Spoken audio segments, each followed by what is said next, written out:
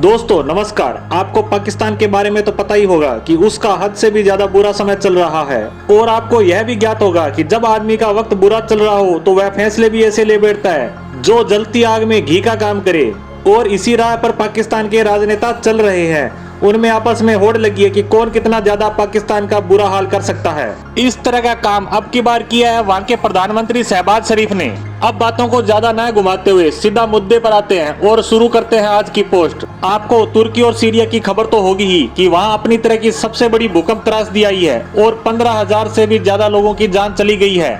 ये अभी शुरुआती आंकड़े हैं जो आगे जाकर बढ़ेंगे, क्योंकि वहाँ अभी तक पूरी तरह से राहत कार्य शुरू नहीं हो पाए हैं। इसका कारण है वहाँ रुक रुक कर अभी भी भूकंप के झटके महसूस किए जा रहे हैं। शुरुआती खबरों में बताया गया है कि 30,000 से ज्यादा लोग घायल हैं। ऐसी परिस्थितियों में पूरा विश्व तुर्की और सीरिया की सहायता कर रहा है। यहाँ तक कि भारत और इजराइल ने भी अपने स्तर पर सहायता भेजी है। जबकि तुर्की हमें अपना दुश्मन समझता है, हमारे अंदरूनी मामलों में टांग फंसाता ही रहता है। उसके बाद भी भारत ने भारी मात्रा में राहत सामग्री के साथ साथ बचाव दल, डॉक्टरों की टीमें और दवाइयां भेजकर मानवता के प्रति अपने कर्तव्य को दिखाया है। इसी तरह की सहायता इजराइल भी कर रहा है, क्योंकि इंसानियत में ये होती है कि आपदा के समय इन सबको भुलाकर बुरे समय में साथ दें। इसी बीच खबर आई थी कि हमारे पड़ोसी देश पाकिस्तान के प्रधानमंत्री तुर्की जाएंगे और वहां के हालातों का जायजा लेंगे। वहां के अस्पतालों का दौरा कर घायलों के हालचाल पूछेंगे और वहां चल रहे राहत कार्यों का जायजा भी लेंगे। इसी पर अब तुर्की सरकार का रिएक्शन आया है। उन्होंने इस दौरे को लेकर पाकिस्तान को साफ लफ्जों में मना कर दिया है कि आप तुर्की नहीं आ सकते।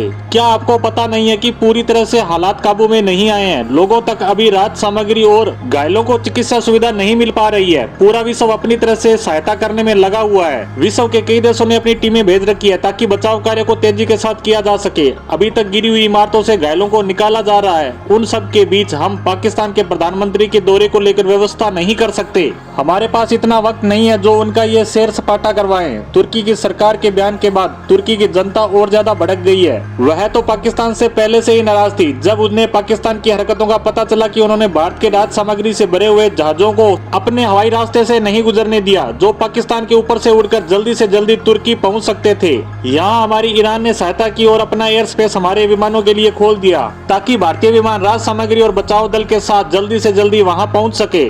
क्योंकि पाकिस्तान को छोड़कर पूरा विश्व जानता है कि मानवता क्या होती है और इसे कैसे निभाया जाता है। इस तरह तुर्की की जनता के साथ साथ वहाँ की सरकार ने भी पाकिस्तान की पूरे विश्व के सामने बेइज्जती कर दी। यह मुद्दा पाकिस्तानी मीडिया में पिछले 2-3 दिनों से खूब छाया हुआ है। वहीं तुर्की ने भारत में अपने दूतावास के माध्यम से एक नोटिफिकेशन जारी किया है कि भारत की जनता उनकी सहायता करे।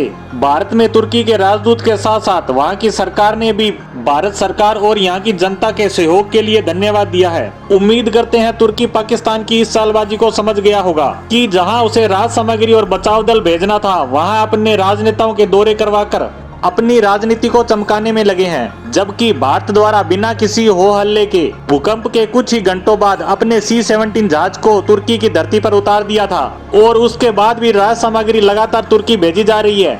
इसी इंसानियत को सीखने की पाकिस्तान को जरूरत है। इसी खबर के साथ आज की पोस्ट को यहीं विराम देते हैं। धन्यवाद।